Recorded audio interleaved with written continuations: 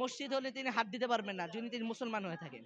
আর যদি এখানে আমরা পাবলিক টয়লেটও করে দিই তাহলে যে তারপরও তিনি এসে ভাঙ্গা তার ব্যক্তিগত বাড়ি করতে পারেন।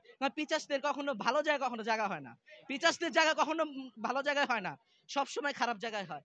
শাপলা চত্বরে রক্ত খেয়েছে, সে ছাত্রদের রক্ত খেয়েছে, জুলাই অভ্যুত্থানের রক্ত খেয়েছে, সে কিভাবে মানুষ হয়? সে কখনোই মানুষ হতে পারে না, সে কখনোই মানুষ হতে পারে না। তা আমরা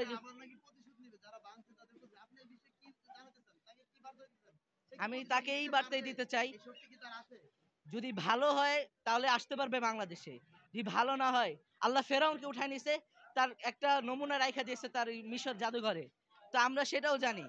তো ফেরাউন আমাদের দ্বিতীয় ফেরাউন ছিল এটা।